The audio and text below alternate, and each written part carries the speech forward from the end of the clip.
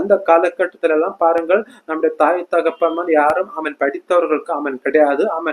எல்லாருமே படிக்காதவர்கள் தான்.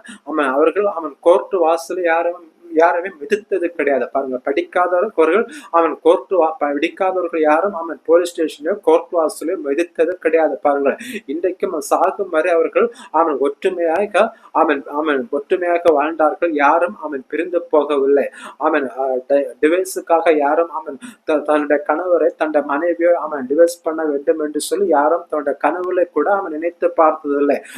கணவன் குடிக்காரரா இருந்தாலும் கூட அந்த கணவரோடு கூட ஒத்து போக கற்றுக்கொண்ட மனைவியாகத்தான் அன்றைக்குள்ள பிள்ளைகள் காணப்பட்டார்கள். பாருங்கள், இன்றைக்கு ஒரு சின்ன பிரச்சனை வரும் போது குடும்பத்தில் டிவோர்ஸ் ஆகிறத நம்ம பார்க்க முடிகிறது. இன்னைக்கு பல திருமணங்கள் டிவோர்ஸ் ஆகிற காரணம் என்னவென்று சொன்னால் மனதை பார்த்து